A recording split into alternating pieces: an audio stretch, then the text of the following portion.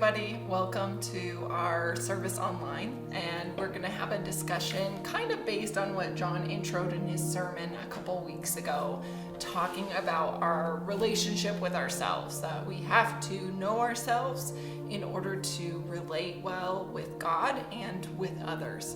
And part of this was this interesting idea of investigating those parts of yourself that react differently than you expect or notice. And what John might have brought into play if we had more time in sermons is this whole, I don't know, what do you call it, a psychological method or something of internal family systems theory. And this is something that as a counseling student, John has studied, and it's something that I actually use just in imaginative prayer. And so we thought it'd be cool maybe to intro it to you guys. Now, neither of us are experts. John is working on his counseling degree. It's true. I am not at all. I just enjoy using it in my imaginative prayer time. But we just want to intro it to you. If it's something that seems like it might be helpful in a more clinical setting, then you could definitely bring it to, or find somebody who actually works with this method. Yeah, it's just called IFS, Internal Family Systems. Yeah, so do you want to explain that, John? Yeah, internal family systems, it's all about that we have different parts of us, and that these parts make a whole. And have you ever said something like, man, and I brought this up in the sermon, I'm normally not like this, right? Why do I respond like this? Have you ever responded like your normal personality is like this, but then there a certain someone, normally in your family, brings out this other part in you? For me, is like, Candace would say, your family makes you furious very quickly. And I was like, I know. They trigger off things in us, and a part of us just goes. It takes over. Yep. Now, I don't know if that's for you. Maybe at work you have to protect yourself, so a part of you has to rise up. So the whole idea is a family system. And a family, if you grew up in a family, you know what a family system is. Dad walks in the room, you feel a certain way. And you talk to dad a certain way. You talk to mom a certain way. They bring out different parts in you. I remember C.S. Lewis talking about he had a close bond of friends, and that when one of them died, he said, a part of me died. And this can go off in an interesting way, but this person brought out a side of them that only that person could bring out. Yeah. And so that was a system. That in this system, this person brings out this part. And C.S. Lewis says, I've never laughed so hard with this one friend. And when that friend was no longer in the system, that part was lost. Yeah. And so in internal family systems, there's many parts, but they call one part the self, the true self, which manages all these parts. And then there's the firefighter. The firefighter is if anything goes wrong, it takes over to extinguish it. And it could be fight or flight, but also it could be substance abuse. It could run into like, oh, I'm feeling crazy, I'm gonna run into pornography. Oh, I'm feeling crazy, I'm gonna get angry real fast, so that it could subside whatever emotion has been hurt or dull the pain, right? And then there's the manager. And the manager is like, I need to take control. How do I take control of this whole situation so that I can keep on living life as normal? And sometimes your control manager says, let's pretend like that never happened. And that happens a lot in families, right?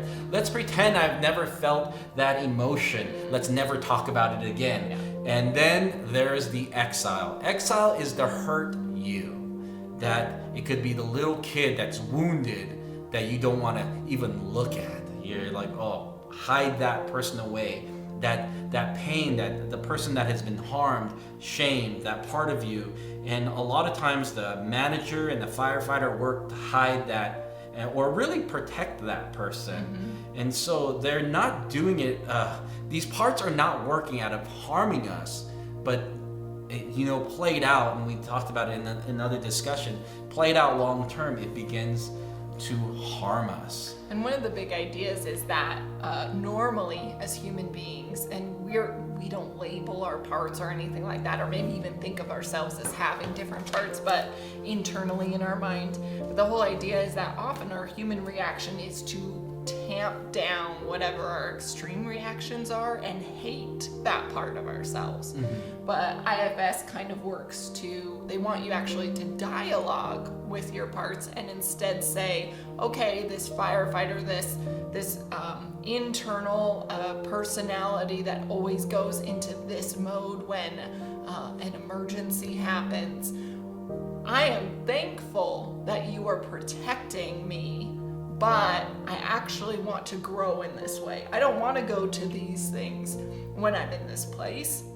So your job actually has to shift. You still have a job, but your part has to shift. So I know that may sound a little weird or complicated to people who've never heard of something like this before, but it actually is really interesting, an interesting story-like way. And dialogue-driven way to work through your internal thoughts and reactions and emotions. And the goal is to kind of integrate to the point where all these different personalities or these different parts that are inside of you actually are working together. They all do have jobs and they're all thanked for the part they have to play, but they are able to work together. Yeah, I even think of David when he's like yelling at himself. He's like, soul, why are you so down, right? He's not saying David, he's saying a part of him is so down. And maybe you feel like this. You're with your friends, or you're all up, and then you come home and you're like, right? What's actually going on inside of you? Yeah? Or at a party, you're the center of attention, and then there's another part of you that just wants to just Coward. Yeah. And so you'd say, what's going on inside of you? And to not care, not know, is to presume everything's going to be all right. But I'm telling you, if you don't know why you responded the way you responded, what happens when you get into certain situations? What happens long term, And so I always bring us back to that, because it's about not just who we are, it's about who we're becoming. And we want to mature, we want to grow into our worldview, which is into the likeness of Christ. That's what discipleship is, right?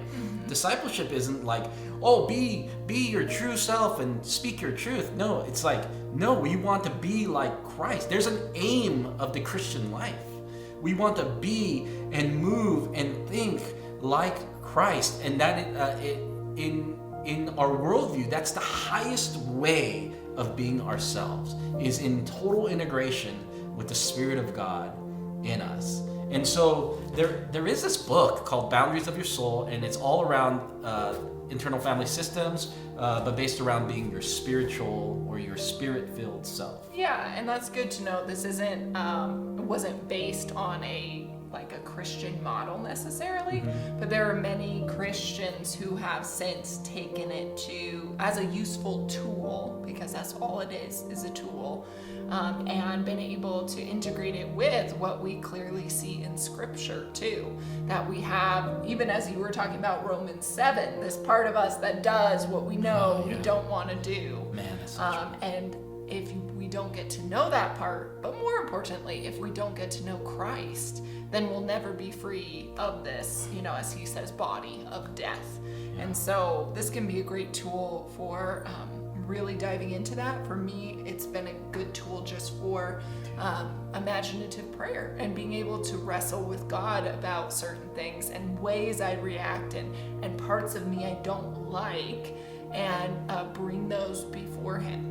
Yeah, when you were talking about Paul, it reminded me of Peter, of how Peter was like, oh, all these people will reject you. I will never reject you. I will never leave you. I am so for you, Jesus. And that was true about Peter. Yeah, He just did not know about the other part of Peter that was like, I am out. I need to survive. I am going to run. I know how much I love you, but I'm out. Yeah.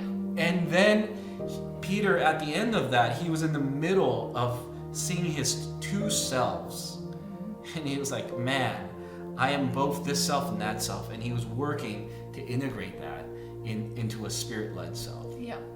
Yeah, so one simple way to do this, or what works for me at least, is to identify. You can, if those descriptions of the different parts of self, like the firefighter, really resonated with you, you might take some time in quiet to explore that. Another way you can do it is identify a strong emotion that comes up for you often in similar situations. Oh, yeah. So if you have a particular emotion you always feel around a certain person, or in different types of situations, like you were mentioning, being at a party or being in a big social situation, if the same feelings come up every time, you need to get quiet, identify that emotion, and start talking with it, which I know sounds weird. Befriend it. Yeah. Befriend that emotion. Why are you feeling that? And then get close to it. Yeah. Talk to it. And accept that you are a human who has these emotions for a reason. For sure. They're not necessarily wrong. What you do with emotions can be very wrong. But what you are doing in that moment is to try to talk to the emotion and say, I obviously think you have a job in my mind, in my life. So how can we work this out in an integrated way? And for me, bringing Jesus into that conversation as a constant loving presence, as someone who's always going to accept me, is super important too. Yeah. So, if this is something that you would like to do, I think it would be so important for you to see a counselor who does internal family systems therapy, and just work through these parts. And that once again is why we do house church.